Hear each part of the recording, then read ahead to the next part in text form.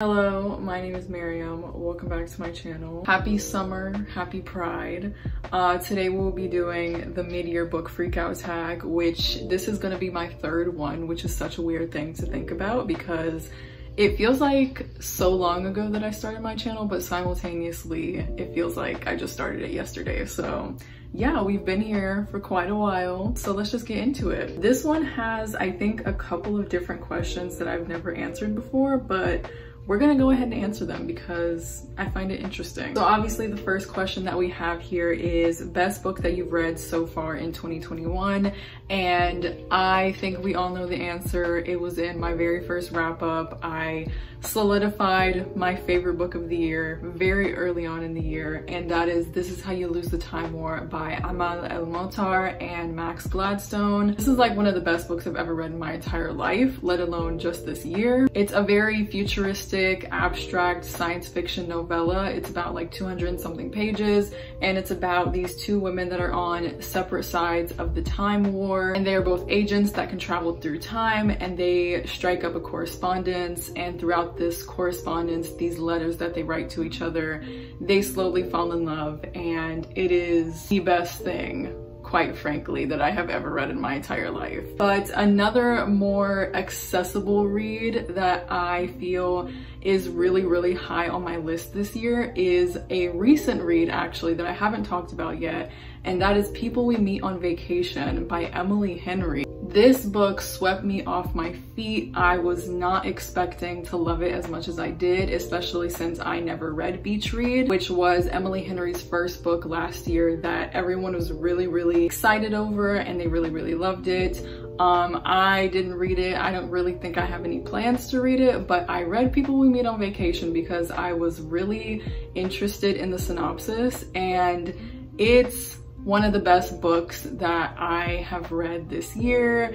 It is probably one of the best romances that I've ever read, and it was just an amazing book. I'm gonna talk more about that one in a future wrap up. It's definitely near the top of my favorites of this year already. So the second question is, what is the best sequel you've read so far this year? I've read a couple of sequels. I haven't read that many, honestly, but I definitely think that We Free the Stars by Hafsa Faizal was the most amazing sequel that I've read this year. We Free the Stars is the second book in the Sands of Adawiya duology, and it is the final book in it. It is the conclusion to the story, and I just thought that it was done so well. It was executed so beautifully. I just love those two books with all of my being, everything that I have, and highly recommend if you have not read it already. New release that you haven't read yet but want to, definitely I would say Ace of Spades and Act Your Age Eve Brown. Those came out pretty recently, and I really want to read those two, especially Ace of Spades.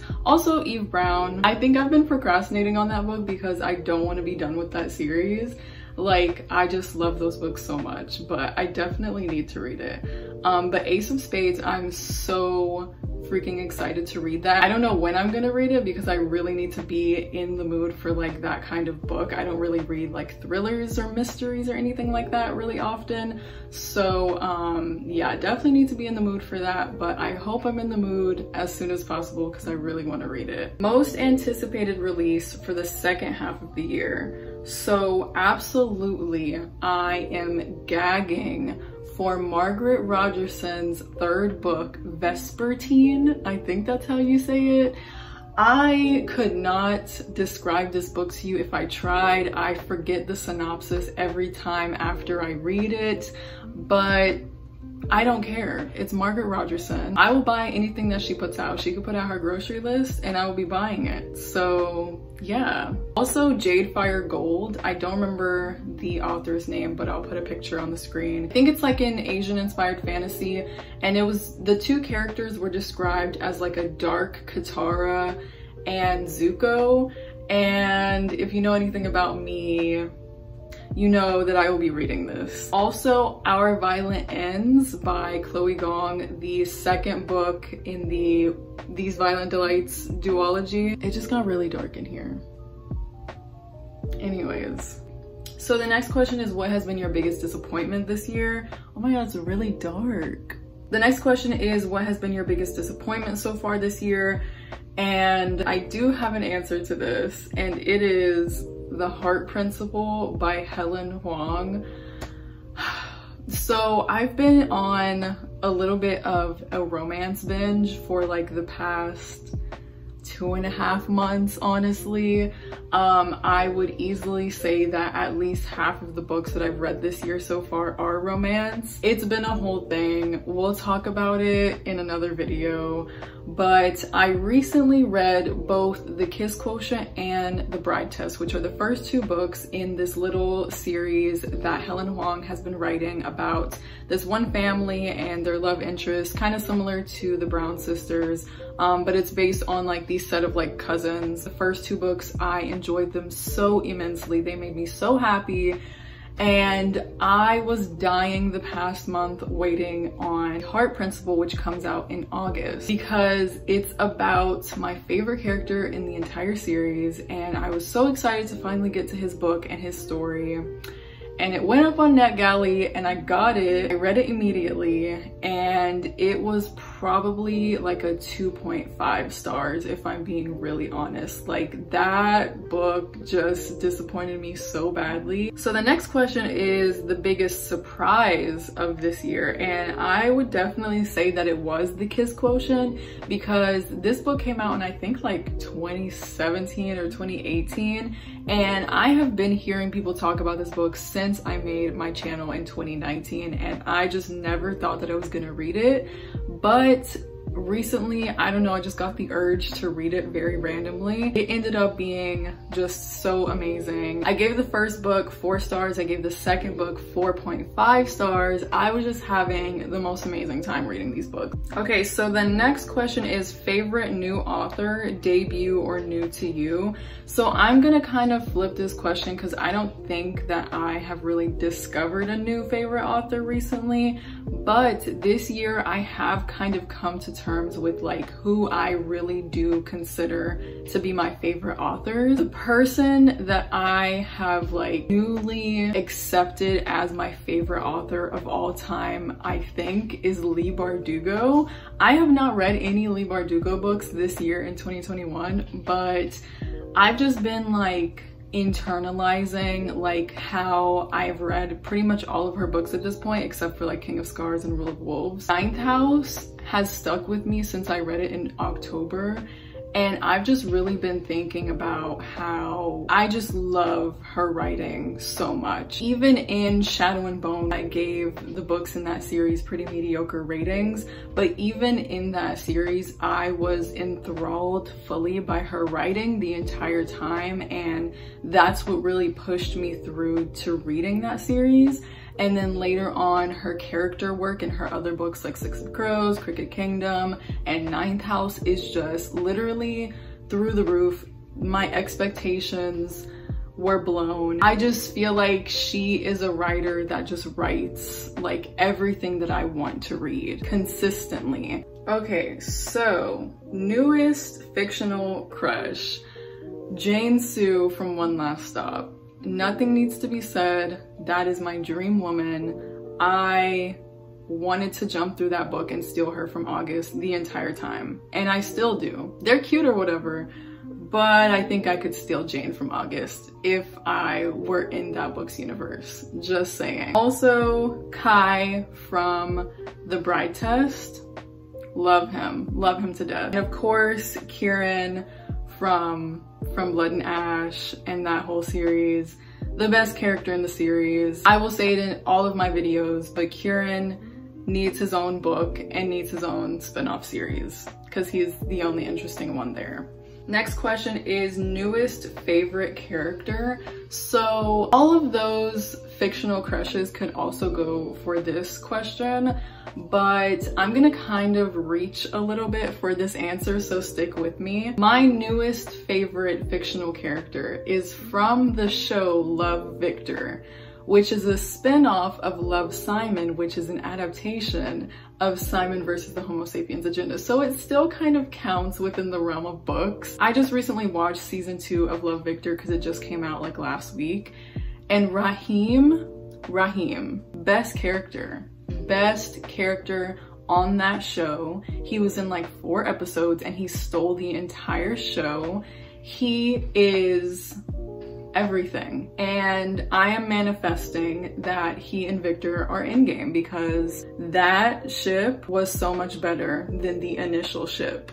And no one can tell me that I'm wrong because I'm right. Book that made you cry.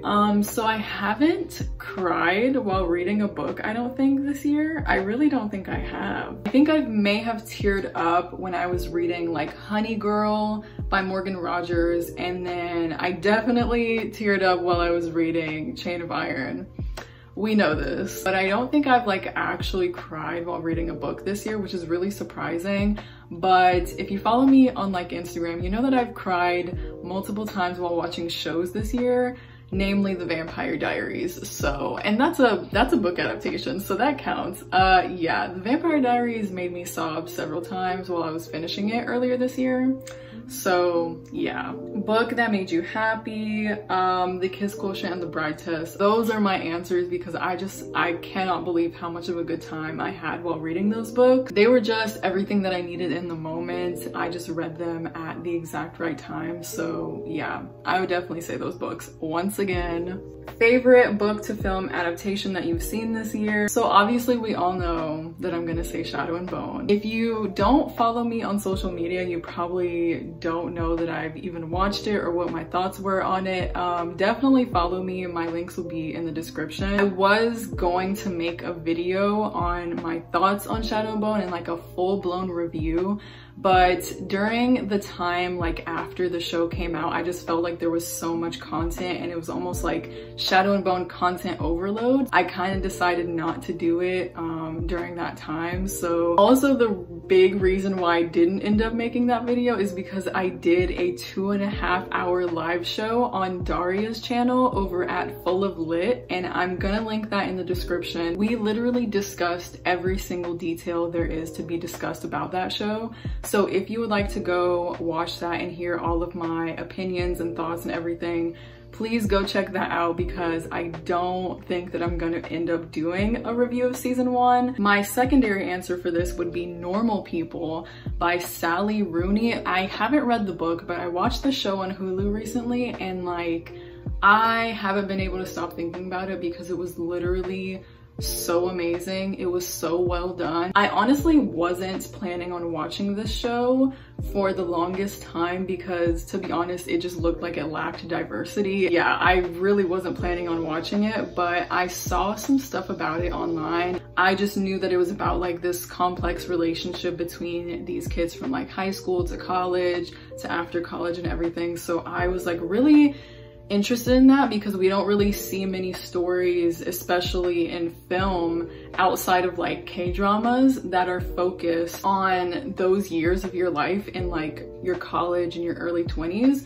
So I wasn't really gonna pass up on that opportunity. So I ended up watching it and I just loved it so much, like literally 10 out of 10. It was absolutely perfect. Probably one of my new like favorite comfort shows, but yeah, highly recommend if you haven't watched it already. Most beautiful book you've bought so far this year. So I have a couple of answers for this. Okay, so obviously King of Scars and Rule of Wolves are some of the most beautiful books literally ever made. Are we kidding? I bought both of these recently because I finally decided that I'm actually going to read these two books, especially after hearing reviews of Rule of Wolves. Also, A Dark and Hollow Star is, this artwork is just absolutely beautiful. Like, love to see it. Absolutely love to see it. Like, their outfit and the sword, amazing, absolutely amazing. And also I have been like slowly collecting these really niche editions of classics recently. I don't really know what brought this on. I think the fact that every time I go to Half Price Books, these are just staring at me and they're so beautiful and they're literally like $3.99 each. And so I just had to like start buying them all. They're just so beautiful and I do want to start reading classics like really soon. I really want to get into them so badly. So I have started buying a bunch of classics and I don't even know what these editions are called, but they are literally so breathtaking. Like, are we kidding? Like the colors and the shadows and The silhouettes? Hello? Oh my god. So yeah, I have absolutely no idea when I'm gonna read these, but they look so beautiful on my shelves and they're just absolutely stunning. Okay, last question. What books do you need to read by the end of the year? I always hate this question because like, what books don't I need to read? Like every year I go into the year thinking I'm going to read all of the books, just all of them, every single book in the world. So I don't really know how to answer this, but just everything on my shelves is always the goal. I want to read my physical TBR, but specifically, I would like to read Jade City, Black Sun, and the 5th season by the end of the year, hopefully. But yeah, literally just every book that I own, every book that I find interesting, I will hopefully read it at some point by the end of the year. That is my answer. That is the end of the tag. It is so hot in my room right now. It's definitely at least 80 degrees. I'm gonna go turn on the air conditioner. I hope you enjoyed this video. Comment your answers to some of these questions in the comments. Comment your answer to all of them if you would like to. And yeah, that's it. See you in my next video. Bye.